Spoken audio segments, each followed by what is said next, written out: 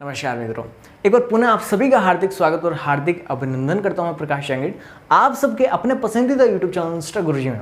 देखो, अपन यहाँ पर बात कर रहे थे, कल वाली वीडियो के अंदर हमने बात की रक्त की प्लाज्मा की, अपन ने बात कर ली थी।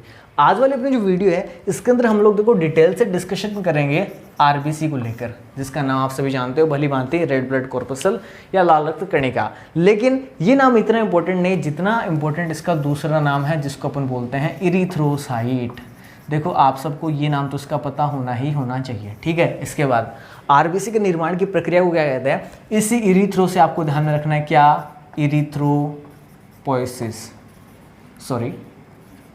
इरिथ्रोपोइसिस। आरबीसी के निर्माण की प्रक्रिया कहलाती है इरिथ्रोपोइसिस। अब जब अपन निर्माण की प्रक्रिया में पहुंच चुके हैं तो अपन को ये तो पता होना चाहिए कि निर्माण होता कहाँ है। तो देखो, आपको मैं बता दूं, जब भी युग्मनज बनता है, यानी आपके मान लो नर से शुक्राणु गया, अंडाणु के पास में प्रवेश किया, दोनों का क्या होगा, संलयन हो गया, युग्मनज बन गया। अब इस अवस्था के अंदर जो आपके अंड के अंदर पित्तक बनेगा, उस पित्तक के अंदर यानी शुरुआती अवस्था के अंदर इस पित्तक के अंदर क्या होगा, आरबीसी का निर्माण होगा प्रारंभ, ठीक है। जब भ्रूणीय अवस्था आ जाएगी, जब बालक भ्रूणीय अवस्था में होगा, उस समय उसके अंदर आरबीसी का जो निर्माण होगा वो होगा उसके यकृत के अंदर। उसके बाद जब वयस्क अवस्था की अगर अपन बात करें तो वयस्क अवस्था के अंदर ये आरबीएम यानी रेड बोन मैरो के अंदर होती है। अब रेड बोन मैरो के अंदर ही होती है, और साथ में आपको ध्यान रखना इसको अपन स्प्लीन या तिल्ली भी बोलते हैं, क्योंकि तिल्ली के अंदर ही आपके आरबीएम जो है वो होती है। अब देखो, अपन आगे बात करते हैं, यानी जो तीनों जगह अपन ने बात कर ली। जो अगर आपके प्रारंभिक काल की अपन बात करें तो प्रारंभिक काल के अंदर इसका निर्माण कहाँ होता है, पित्तक में। और भ्रूणीय अवस्था के अंदर इसका जो निर्माण होता है वो होता है यकृत के अंदर।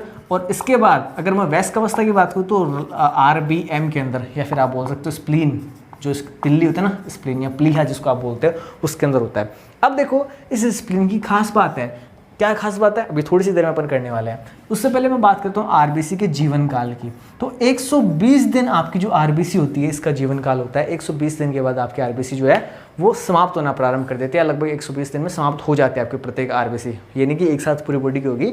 जिनका जीवन काल 120 दिन हो चुका होता है वो खत्म हो जाती है। अब देखो, ये खत्म होकर जाती क्या है। अब आ जाओ वापस से इसके ऊपर।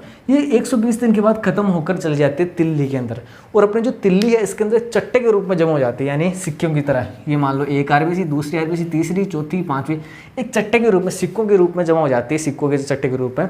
इस चीज़ को अपन बोलते हैं, इस प्रक्रिया को अपन बोलते हैं रोलेक्स फॉर्मेशन।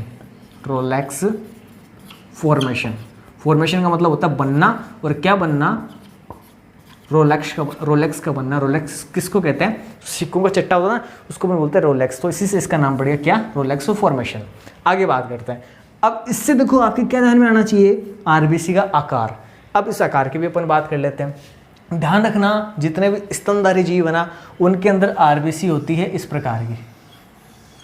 इसको अपन बोलते हैं द्विअवतल आकार। इसके अंदर देखो दो अवतल बन रहे हैं, ये देखो, एक तो ये वाला, एक ये वाला। तो इसलिए आपको क्या ध्यान में रखना है, जो जितने भी स्तनधारी है, प्रत्येक स्तनधारी की जो आरबीसी होती है उसका आकार कैसा होता है, द्विअवतल आकार होता है।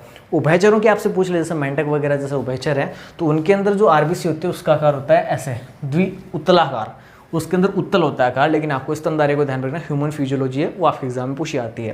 तो ये जो द्विअवतलाकार आकार है वो स्तनधारियों में होता है। एक जो सबसे खास बात होती है, मैं यहाँ पर लिखना चाहूँगा उस बात को, कि स्तनधारियों की आरबीसी के अंदर केंद्रक नहीं पाया जाता।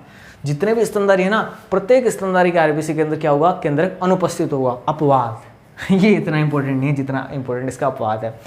ऊंट और लांबा, देखो ऊंट जो होता है वो भी एक स्तनधारी है, और लामा ये भी क्या है, एक स्तनधारी है। दोनों के दोनों स्तनधारी है, लेकिन इनके आरबीसी के अंदर केंद्रक है। तो आपको अपवाद है ना, ये ध्यान में रखना है कि ऊंट और लामा दो ऐसे स्तनधारी जीव हैं जिनकी आरबीसी के अंदर केंद्रक उपस्थित होता है। बाकी किसी भी स्तनधारी की आरबीसी के अंदर केंद्रक नहीं पाया जाता।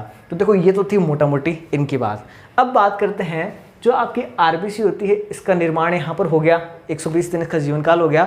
अब 120 दिन के बाद जब स्प्लीन के अंदर जाकर जमा हो जाती है रोलेक्स के रूप में, जीवन काल खत्म करने के बाद, अब जब जिस जगह पर मरने के बाद कोई चीज़ जाती है तो उसको अपन क्या बोलते हैं, कब्रिस्तान। मान लो किसी की देहांत भी हो जाता है तो उसको भी अपन जहाँ पे लेके जाते हैं उसको अपन कब्रिस्तान बोलते हैं।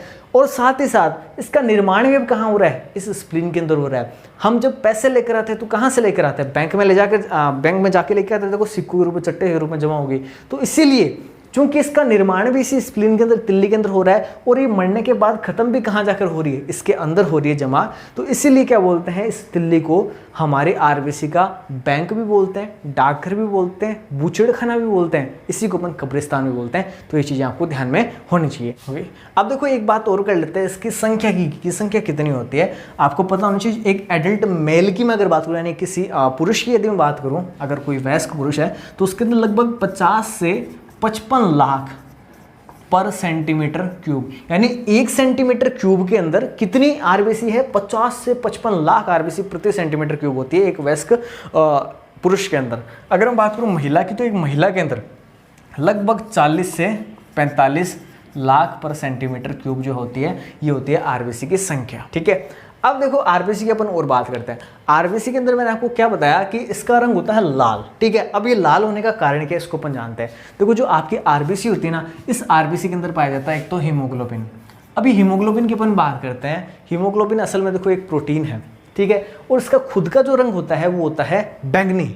अब जब आपका हीमोग्लोबिन ऑक्सीजन का परिवहन करता है और जैसे ऑक्सीजन के साथ संपर्क में आता है तो इसका जो बैंगनी रंग है ना बदल जाता है लाल रंग के अंदर।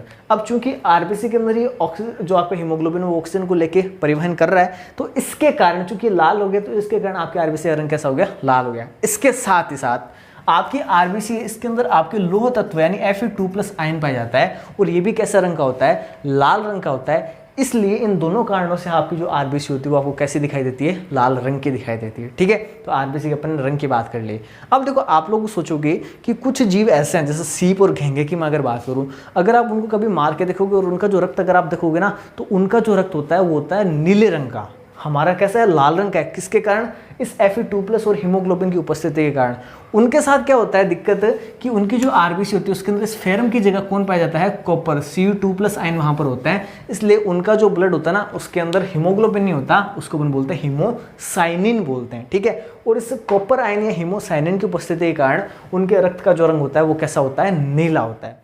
ठीक है, अब देखो एक बात और, जो आपकी आरबीसी होती है इसके अंदर कौन है, हीमोग्लोबिन रहता है। अगर आपको कभी सांप काट ले, मैं ऐसी कामना तो नहीं करता, लेकिन अगर किसी को सांप काट ले, किसी को मलेरिया रोग हो जाता है, तो मलेरिया रोग के अंदर देखो होता क्या है, आपकी जो आरबीसी होती है ना, ये मान लो आपकी आरबीसी है, इसके अंदर कौन है, हीमोग्लोबिन इसके अंदर है। आपकी आरबीसी के अंदर क्या होने लग जाता है, इन लोगों के अंदर आपको अगर मलेरिया हो गया तो भी, और अगर आपको किसी सांप ने काट लिया तो सांप का जो जहर है वो किस प्रकार से काम करता है, आपकी जो आरबीसी इसकी क्या करने, छेद करने लग जाता है। जब आपकी आरबीसी का छेद हो जाएगा, इसकी बाहरी सतह टूट जाएगी, तो अंदर जितना भी आपका हीमोग्लोबिन है वो कहाँ जाएगा, बाहर आपकी बॉडी के अंदर आने लग जाएगा।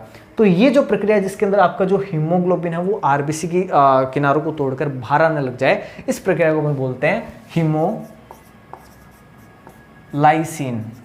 ठीक है, हीमोलाइसिन। हीमोलाइसिन के अंदर क्या होता है, जब भी सर्पदंश या फिर मलेरिया रोग होता है तो हीमोग्लोबिन का आरबीसी की सतह को तोड़कर बाहर आ जाना, ये कहलाता है हीमोलाइसिन। ठीक है, तो इस रोग का आपको पता होना चाहिए।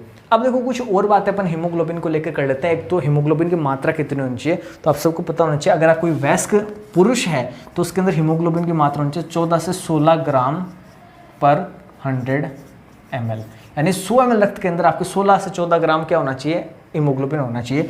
अगर मैं बात करूँ फीमेल की, तो फीमेल के अंदर लगभग 12 से 14 ग्राम पर 100 ml, यानी 100 ml के अंदर 12 से 14 ग्राम आपकी हीमोग्लोबिन होना चाहिए। ठीक है, तो गाइज ये थी हमने जो आज डिटेल से बात करी है आरबीसी को लेकर। इसके बाद अगर इसके संबंध में आपको कोई भी किसी प्रकार की जिज्ञासा होती है तो आप नीचे कमेंट के माध्यम से, जो कि आप ही सबके लिए खाली पड़ा रहता है, उसके अंदर आप कमेंट कर सकते हो। अगर इसके संबंध में कोई भी दुविधा भी आती है, क्योंकि एक वीडियो के अंदर हो सकता है कि मैंने जल्दबाजी के अंदर उस एक चीज़ छोटी सी गलत बोल दी थी और आपका एक कमेंट भी आ गया था। मुझे बहुत अच्छा लगा कि आपने उसको ध्यान से देखा और एनालाइज किया और मुझे भी अपनी गलती को सुधारने का अवसर दिया। तो मैंने नीचे कमेंट जो है, जो गलती थी उसको मैंने पिन कर दिया है। इससे 2 वीडियो पहले की बात है। तो ठीक इसी प्रकार से अगर मुझसे भी कोई यहाँ पर त्रुटि आपको अगर लगती हो, हालांकि मैं कोशिश करता हूँ कि वीडियो एडिट करते टाइम हर एक चीज़ को फिर से दोबारा रिकॉल करूँ, और अगर कोई गलती होती है तो उसको लिख कर वहाँ पर सुधार दूँ या फिर वीडियो को दोबारा से रीशूट कर लूँ। लेकिन फिर भी अगर इसके बाद भी कोई गलती रह जाती है तो मैं आप सभी विद्वानों से ये आग्रह करता हूँ कि आप जो गलतियाँ हैं उसको मुझे ज़रूर कमेंट के माध्यम से बताएं। अगर आपको वीडियो अच्छी लगती है तो ज़रूर इसे अपने मित्रों के साथ साझा करें, क्योंकि देखो हमने अभी शुरुआत की है और मैं चाहता हूँ कि अपना जो चैनल है ये बहुत बड़े मुकाम तक जाए और आप सबके साथ की वजह से जाए। ठीक है, लेता हूँ अलविदा, मिलते हैं अगली वीडियो के अंदर। तब तक के लिए रखना मेरा ध्यान। जय हिंद, वंदे मातरम।